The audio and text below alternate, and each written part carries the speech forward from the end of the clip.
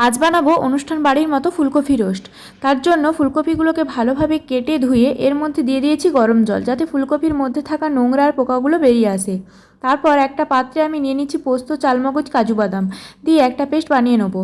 তারপরে কড়াইয়ের মধ্যে তেল দিয়ে জল ঝরিয়ে রাখা ফুলকপিগুলোকে দিয়ে ভালো করে নাড়াচাড়া করে ভেজে নিয়ে তুলে নিয়েছি।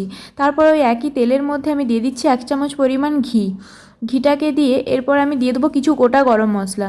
তারপরে 1 চামচ পরিমাণ আদা বাটা দিয়ে এর মধ্যে দিয়ে দিচ্ছি কাশ্মীরি লাল লঙ্কার গুঁড়ো, হলুদ গুঁড়ো, ধনে গুঁড়ো, জিরে গুঁড়ো আর দিচ্ছি গোলমরিচের গুঁড়ো দিয়ে ভালো করে অল্প পরিমাণে জল দিয়ে মশলাটাকে কষিয়ে নিয়ে এর মধ্যে দিয়ে দিচ্ছি চিনি।